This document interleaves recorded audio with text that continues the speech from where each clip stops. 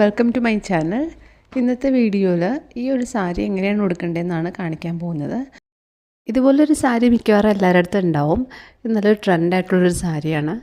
ഇതിൻ്റെ ഡിഫറെൻറ്റ് കളേഴ്സും പിന്നെ ചുരിദാറും പാവാടയും ബ്ലൗസും ഹാഫ് സാരീസ് എല്ലാം ഇറങ്ങിയിട്ടുണ്ടായിരുന്നു. സാരിയുടെ അറ്റത്ത് ഒരു കെട്ടിട്ട് കൊടുക്കുക. എന്നിട്ട് സാധാരണ നമ്മൾ റൈറ്റ് സൈഡിലാണ് ടക്ക് ചെയ്യാറ്. പക്ഷേ ഇത് കുറച്ച് സെൻറ്ററിലാണ് ടക്ക് ചെയ്യുന്നത്. കാരണം സാരിക്ക് കുറച്ച് നീളം കുറവാണ്.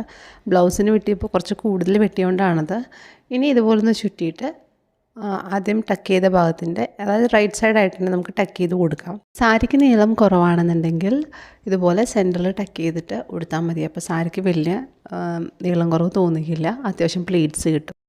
ആദ്യമേ തന്നെ ചെസ്റ്റ് പ്ലീറ്റാണ് എടുക്കാൻ പോകുന്നത്.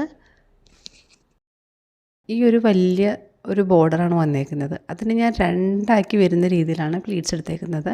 എത്ര പ്ലീറ്റ്സ് വേണമെങ്കിലും എടുക്കാം.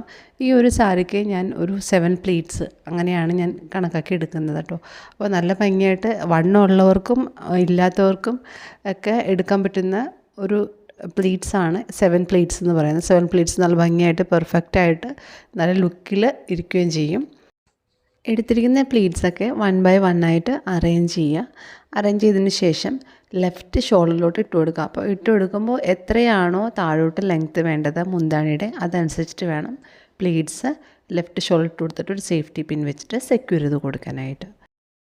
താഴോട്ടുള്ള പ്ലീറ്റ്സാണ് എടുക്കേണ്ടത്. അതിന് ഈ ഒരു ബോർഡർ ഇതുപോലെ വലിച്ച് ലെഫ്റ്റ് ഹിപ്പിൻ്റെ ഏരിയയിലൂടെ ഇതുപോലെ ജസ്റ്റ് ഒന്ന് വലിച്ചെടുക്കുക. വലിച്ചെടുത്തിട്ട് ഈ ബോർഡർ ഡിസ്റ്റർബ് ചെയ്യാത്ത രീതിയിൽ വലിച്ച് ഒരു സേഫ്റ്റി പിൻ വെച്ചിട്ട് സെക്യൂർ ചെയ്ത് കൊടുക്കാം. ഇനി ഫ്രണ്ട് പ്ലീറ്റ്സാണ് എടുക്കാൻ പോകുന്നത്. ഈ പ്ലീറ്റ്സ് എടുക്കുന്ന സമയത്ത് സാരി പുതിയ സാരിയൊക്കെ വാങ്ങിക്കുമ്പോൾ അതിൻ്റെ മടക്കുകളൊക്കെ ഉണ്ടാവും. പ്ലീറ്റ്സ് പെർഫെക്റ്റായിട്ട് കിട്ടാറില്ല. അപ്പോൾ അങ്ങനെ ഉണ്ടെന്നുണ്ടെങ്കിൽ ആദ്യമേ തന്നെ സാരിയുടെ ആ മടക്ക് ഭാഗങ്ങളൊക്കെ ഒന്ന് അയൺ ചെയ്തതിന് ശേഷം പ്ലീറ്റ്സ് എടുത്താൽ മതി. നല്ല ഭംഗിയായിട്ട് പ്ലീറ്റ്സ് കിട്ടും. ഞാനിവിടെ ഒരു മീഡിയം സൈസ് പ്ലീറ്റ്സാണ് ഫ്രണ്ടിലോട്ട് എടുത്തേക്കുന്നത്. 2 പ്ലീറ്റ് ഒന്നാക്കിയിട്ടുണ്ട്.